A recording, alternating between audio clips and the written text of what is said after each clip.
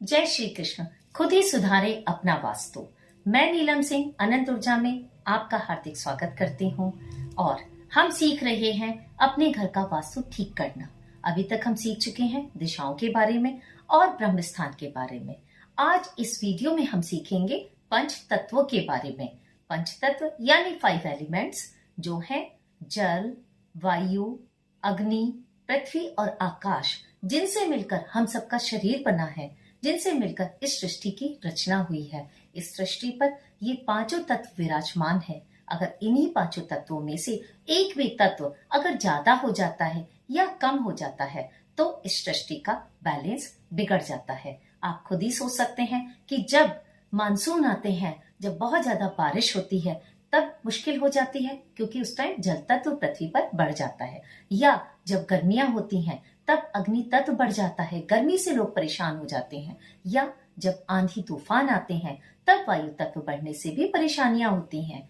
ये तत्व अगर आपस में सही मात्रा में बैलेंस में रहें तो ये हम सबके लिए बहुत ही जरूरी है, क्योंकि इनके बिना ना तो हमारा जीना पॉसिबल है और अगर ये ज्यादा हो जाते हैं या कम हो जाते हैं तो भी हमारे लिए मुश्किलें खड़ी हो जाती हैं। ये पंचतत्व वास्तु का भी एक आधार है। वास्तु इन्हीं पंच तत्वों के ऊपर ही बना है। अगर यही पंच तत्व किसी घर के निर्माण में गड़बड़ा जाते हैं या हम इनका ध्यान नहीं रखते हैं और हम अपने अनजाने में किसी तत्व को ज्यादा बढ़ा देते हैं या कम कर देते हैं तो हम अपने घर का वास्तु खराब कर देते हैं, जिसकी वजह से हमें बहुत सारी परेशानियां, पैसे से जुड़ी दिक्कतें, रिश्तों में बहुत सारी परेशानियां, रुकावटें, अनबन होना, तलाक की नौबत आना, बच्चों का अपने पैरों पर खड़ा ना होना या आपके बिजनेस का और नौकरी का ठीक से ना चलना, ऐसी ही न जाने कितनी ही समस्याओं का हमें सामना करना पड़ता है। इसलिए इन पंच तत्वों का ज्ञान होना बहुत ही आवश्यक है। हर पंच तत्व की एक दिशा होती है, उसका एक रंग होता है, उसका एक मेटल होता है जिसका हमें ध्यान रखना चाहिए।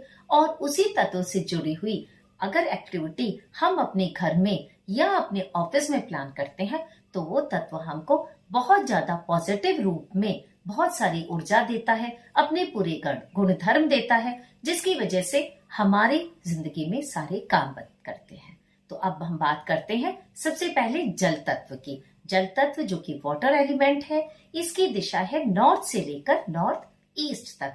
यहाँ पर जिन रंगों का आप प्रयोग कर सकते हैं वो है नीला रंग, काला रंग या हल्का नीला। इस तरह के रंगों का आप प्रयोग कर सकते हैं। यहाँ पर जो मेटल का प्रयोग किया जाता है वो है एल्यूमिनियम मेटल। इस जगह पर आप सिर्फ अगर पानी से जुड़ी हुई एक्टिविटीज प्लान करते हैं तो ये आपके लिए बहुत ही अच्छा होता है, क्योंकि जल हम सबके लिए जीवन है और यही दिशा अगर आपकी गड़बड़ा जाएगी तो आपकी जिंदगी में परेशानियां आएंगी ही आएंगी।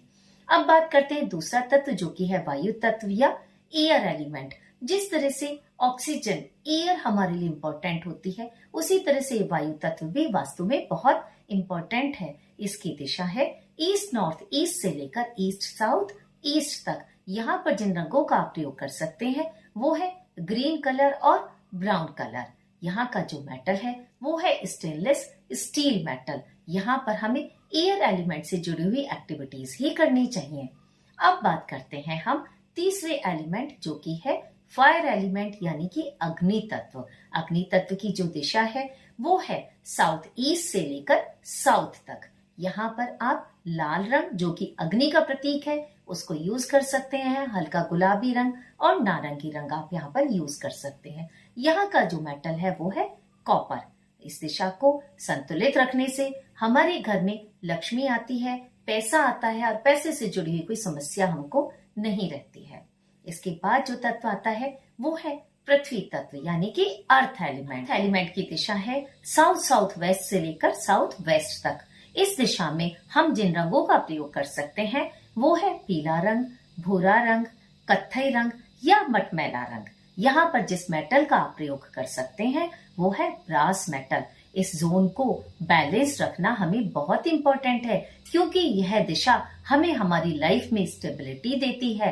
यह दिशा हमारे रिश्तों को जोड़ कर रखती है और हमारा बिजनेस, हमारी नौकरी बहुत अच्छी चलती है। साथ ही यह हमारे पितरों का भी जोन होता है, उनका आशीर्वाद मिलता है, जिनके आशीर्वाद से हम इस जीवन के पथ पर आगे बढ़ते हैं। अब बात करते हैं हम आखिरी तत्व जो कि है आकाश तत्व यानी कि स्पेस एलिमेंट। ये एलिमेंट की जो दिशा है वो है वेस्ट साउथ वेस्ट से लेकर नॉर्थ नॉर्थ वेस्ट तक। यहाँ पर जिन रंगों का हम प्रयोग कर सकते हैं वो है सफेद रंग, ग्रे कलर या मेटेलिक व्हाइट। मेटल से जैसे कलर होते हैं उन रंगों का हम यहाँ पर प्रयोग कर सकते हैं। और यहाँ पर जिस मेटल का प्रयोग किया जाता है वो है आयरन।